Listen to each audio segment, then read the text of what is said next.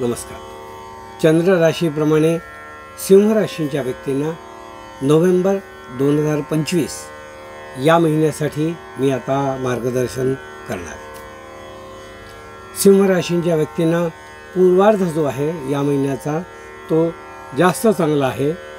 जर आपण कंपेअर केलं उत्तरार्धाशी तर पूर्वार्धामध्ये जास्तीत जास्त आपल्या चांगल्या गोष्टी ज्या आहेत किंवा प्लॅनिंग केलेल्या गोष्टी आहेत त्या जास्तीत जास्त आपले पूर्ण करून घ्या. उत्तरार्धामध्ये थोडं त्याला ढिलाई येईल किंवा दूर दूर जात राहतील असं दिसून येत आहे. तर याप्रमाणे ती सतर्कता आपण लक्षात ठेवा. सिंह राशीच्या व्यक्तींना मी असं सांगेन की आपल्या पत्नीच्या आरोग्याकडे आपल्याला थोडं लक्ष द्यावं लागेल. तिची नाखुशी किंवा नाराजी किंवा काही गोष्टी वेळेवर होत नाहीत म्हणून होणाऱ्या तक्रारी या गोष्टीकडे तुम्हाला या महिन्यात विशेष लक्ष द्यावं लागेल. ते जर तुम्ही दिलं नाहीत तर त्या थोडीशी नाराजी ती आणखी वाढू शकते. म्हणून योग्य वेळी त्यांची विचारपूस करा आणि जी काही नाराजी असेल ती दूर करण्याचा प्रयत्न करा. कारण त्यामुळे थोडंसं गैरसमज निर्माण होतील पुढे जाऊन. तर ते निर्माण व्हायला नको असतील तर याबद्दल आपण थोडी काळजी घ्यावी असा सल्ला मी या ठिकाणी तुम्हाला देईन. विशेषतः सिंह राशीच्या व्यक्तींना या महिन्यामध्ये आपल्या शरीराकडे जर लक्ष दिलं नाही म्हणजे आपल्या शरीरात होणारे बदल जर लक्ष दिले नाही तर थोडासा त्रास देऊ शकतात. म्हणजे वजन अचानक वाढू शकतं. आपला योग्य व्यायाम किंवा त्यासाठी दिला जाणारा वेळ हा जर दिला जात नसेल तर या महिन्यामध्ये अचानक वजन वाढून काहीतरी नवीन आपत्ती येऊ शकते. म्हणून आपल्या व्यायामाकडे जे काही आपण वर्कआउट करतो त्याकडे योग्य ते लक्ष द्या किंवा त्यात टाळाटाळ करू नका की जे पुढे जाऊन तुम्हाला प्रकृतीला त्रासदायक ठरू शकतं. त्यामध्ये पूर्वार्धामध्ये मी अगोदर सांगितल्याप्रमाणे जे काही ग्रहमान चांगलं आहे त्या ग्रहमानाप्रमाणे त्याचा योग्य वेळ फायदा करू. सिंह राशीच्या व्यक्तींना मी असं सांगू इच्छितो की आपल्या उद्योगामध्ये खूप मोठी गुंतवणूक करू नका. कारण बऱ्याच वेळेला असं होतं की संधी आली, माझ्याकडे पैसे होते म्हणून मी पटकन पैसे टाकले. तर असं ह्या महिन्यात करू नका. टप्प्याटप्प्याने गुंतवणूक करा. जरी तुमच्या व्हिजनमध्ये एखादी गोष्ट पॉझिटिव्ह असेल की हे होणारच असं जरी माहिती असेल तरी टप्प्याटप्प्याने या महिन्यात इन्व्हेस्टमेंट करा. एकदम सगळी इन्व्हेस्टमेंट करू नका असाच सल्ला मी या ठिकाणी बिझनेस करणाऱ्या व्यक्तींना देईन. नोकरदार व्यक्ती जे आहेत त्यांना थोडं वरिष्ठांची मर्जी संपादन करण्यासाठी कष्ट करावे लागते. म्हणजे त्यांची नाराजी दूर करण्यासाठी वेगळे एफर्ट्स घ्यावे लागतील असं दिसून येतं. म्हणजे वरिष्ठांच्या काही तक्रारी त्यांच्या कामाविषयी राहतील आणि त्यासाठी त्यांना ते करेक्शन करून देणे किंवा योग्य ते त्यांना पटवून देणे यासाठी थोडे जास्त एफर्ट्स द्यावे लागतील. पण ते तुम्ही करा कारण तुमचं ते कर्तव्य आहे, तुमची ती कमिटमेंट आहे. पण ते तुम्हाला करायला लागेल. जे अगदी रोजंदार किंवा रोजच्या हाताच्या मजुरीवर पोट भरतात, हातमजुरीवर पोट भरतात त्यांना या महिन्यामध्ये काम भरपूर आहे पण त्या कामाच्या मानाने तेवढा मोबदला मिळणार नाही असं दिसतं. पण तरीसुद्धा हरकत नाही.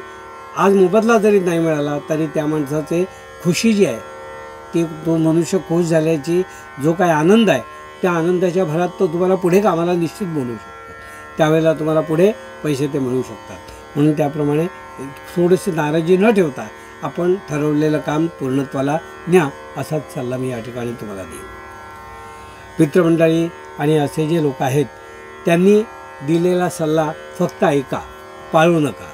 कारण बऱ्याच वेळेला असं होतं की आपली पूर्वपीठिका किंवा आपलं हिस्ट्री माहीत नसताना एखादा माणूस आपल्याला सल्ला देतो आणि आपण भारावून त्या सल्ल्यानुसार काहीतरी करायला जातो. त्यामुळे आपत्ती ओढवून घेतो. तर असं ह्या महिन्यात चान्सेस दिसतात. तर असं तुम्ही करू नका. कोणीही काही सल्ला दिला, फुकट सल्ला जरी दिला तरी त्याची सत्यता पडताळून बघा. कोर्टाचं प्रकरण या महिन्यात करू नका कारण थोडंसं ते लांबण लागेल आणि ते बुमरँग होईल. तर तुम्ही कोर्टबाजी या महिन्यात करू नका. कलाकार क्रीडा क्षेत्रात काम करणारी माणसं किंवा व्यक्ती यांना हा महिना प्रगतिशील त्या बाबतीत म्हणता येईल. कलाकारांना उत्तम संधी मिळेल, केलेल्या कलेचं वाहवा होईल. त्याचप्रमाणे क्रीडा क्षेत्रात जी मुलं आहेत त्यांना चांगल्या संधी चालून येतील, नवीन ठिकाणी यशाची शिखरं पादाक्रांत करतील असंही या महिन्यात दिसून येत आहे. तर त्याचा त्यांनी निश्चित आनंद लुटावा. शिक्षण घेणारी जी मुलं आहेत त्यांनी थोडं बेफिकीर राहिल्यामुळे, म्हणजे आपल्याला सगळं येतं ह्या आविर्भावामध्ये राहिल्यामुळे थोडंसं नुकसान त्यांचं होणार. तर आपलं जरी तयारी झालेली असली तरी समोरून ती चेक करायला सांगा. आपली जी तयारी झाली आहे ती चेक करून घ्यायला सांगा. असाच सल्ला मी या ठिकाणी तुम्हाला देऊ इच्छितो. उत्पन्न जे तुमचं आहे ते थोडं लेट का होईना पण तुम्हाला मिळणार आहे. तुमचं उत्पन्न हे हक्काचं आहे. जे तुमचं आहे ते तुम्हाला या महिन्यात मिळणारच आहे. थोडा झालेल्या कमिटमेंटपेक्षा थोडं लेट मिळेल पण मिळेल, काळजी करू नका. असाच सल्ला मी या ठिकाणी सिंहराशींच्या व्यक्तींना देऊ इच्छितो. सिंहराशीच्या व्यक्तींना असंही मी सांगू इच्छितो की या महिन्यामध्ये ज्यांना हृदयाचे विकार आहेत किंवा रक्तसंबंधी ज्यांना विकार आहेत त्यांनी याबाबतीत थोडंसं सावध राहावं. कारण जे विकार आहेत ते बळावू शकतात. ज्यांना नाही आहेत त्यांना भीती नाही आहे, पण ज्यांना आहेत त्यांचे ते बळावू शकतात. तर त्या बाबतीत त्यांनी विशेष काळजी घ्यावी असाच सल्ला मी या ठिकाणी तुम्हाला देऊ इच्छितो. या महिन्यामध्ये सिंहराशींच्या व्यक्तींना मी पूर्वी बोलल्याप्रमाणे घरच्यासाठी किंवा घरच्या व्यक्तींसाठी काहीतरी खर्च अपेक्षित आहे आणि तो तुम्हाला करावा लागेल. तो खर्च काही नवीन वाहन घेणे आणि ते नवीन वाहन घेतल्यावर लगेचच त्या वाहनामध्ये काहीतरी दोष निघणे असे दोन्ही योग दिसून येतात. वाहन घेणे आणि नवीन वाहनात दोष निघणे म्हणजे तुमची मर्जी पुन्हा त्यामध्ये खफा होऊन जाईल. तसं करू देऊ नका. वाहन आहे, मशीन आहे, ते कधीतरी बिघडणार तर ते पुन्हा त्याकडून योग्य ते रिप्लेसमेंट किंवा जे काय आहे ते करून घ्या. नाराज होऊ नका आणि वाहन चालवताना थोडं स्वतःवर नियंत्रण ठेवा. आपल्या हातून काही चूक घडू देऊ नका किंवा आपल्या चुकीमुळे कोणाला काही गाडी डॅश झाली, आपत्ती कोणावर जाऊन असं होऊ देऊ नका. स्वतः ड्रायव्हिंगमध्ये अलर्ट राहा. एवढाच सल्ला मी या ठिकाणी तुम्हाला देईन. हे होतं सिंहराशींच्या व्यक्तींना मार्गदर्शन.